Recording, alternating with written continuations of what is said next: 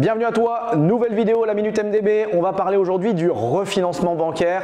C'est un type de financement ou de refinancement un petit peu particulier et je vais t'expliquer pourquoi il peut être utile pour des marchands de biens, tous les professionnels de l'immobilier en général, mais surtout les marchands de biens. Encore une fois, le nerf de la guerre, les fonds propres, la trésorerie disponible et on va parler de ça. Alors déjà, pour faire simple, qu'est-ce que c'est le refinancement bancaire? À la différence du financement bancaire, eh bien c'est que vous avez déjà acquis le bien.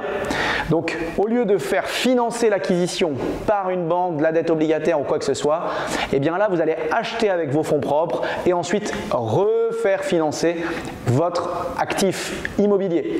Alors dans quel cas de figure et pourquoi vous pourriez être amené à faire cela?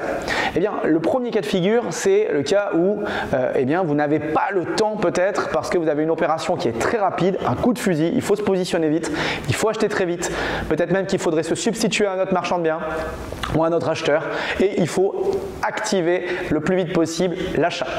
Dans ces conditions-là, difficile de faire appel à des financements classiques et du coup, vous allez devoir acheter cash. Acheter cash avec vos fonds propres, mais vous avez la possibilité, effectivement, pour ne pas immobiliser trop de trésorerie dans l'opération, de vous faire refinancer. Donc, ce que vous allez pouvoir faire, c'est une fois que vous avez fait l'acquisition par votre société, eh bien, qu'une banque ou qu'un établissement externe ou que des investisseurs externes viennent vous aider à refinancer un bien immobilier. Ça peut être fait plusieurs semaines, plusieurs mois après un achat, voire même plusieurs années, mais bien que dans des opérations de marchand de biens, on essaye de porter le minimum les actifs immobiliers. Donc vous pourriez faire venir une banque dans l'opération, vous pourriez faire venir un opérateur de crowdfunder dans ce type d'opération et vous pourriez réaliser cela, que ce soit sur la totalité de l'achat ou juste sur les fonds propres. Je vous rappelle que sur une acquisition, donc quand on a une acquisition de 100, généralement on a le 80-20, vous ce que vous auriez fait dans cette opération là, c'est que vous auriez mis la totalité, vous auriez mis les 100 et vous pourriez vous refaire financer peut-être ces 80% en refinancement. Si vous avez utilisé déjà une autre façon d'utiliser le refinancement de bancaire, vous avez fait un emprunt avec la banque, vous avez 80-20, vous avez acheté 80% avec les financements bancaires, 20% avec vos fonds propres, il se trouve que vous avez une nouvelle opportunité, eh bien vous pourriez décider de faire refinancer ces 20 que vous avez déjà mis, peut-être par des investisseurs privés, peut-être par de l'émission d'obligations, peut-être par du crowdfunding également, pour aller sur d'autres opérations.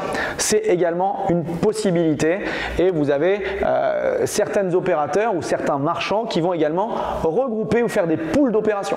Donc on va avoir l'OP1, l'OP2, l'OP3 qui est détectée.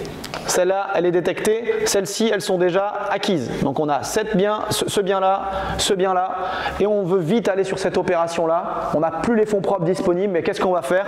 Soit on va trouver un financement rapide pour celui-ci, soit on pourrait faire refinancer ces deux opérations-là et se servir de l'apport pour réaliser une troisième opération.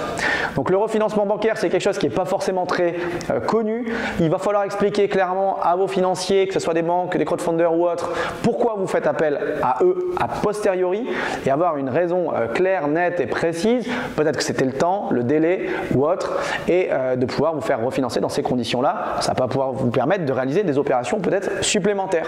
Encore une fois, attention toujours au risque. Ces refinancements ont un coût, le même coût que des frais financiers classiques, parfois plus. Alors attention à vos marges, attention à vos coûts et ne prenez pas de risques inconsidérés. J'espère que cette vidéo vous a plu. On a parlé de refinancement bancaire et à très bientôt sur la chaîne du Cercle. Abonnez-vous, un like, des commentaires, n'hésitez pas, à bientôt.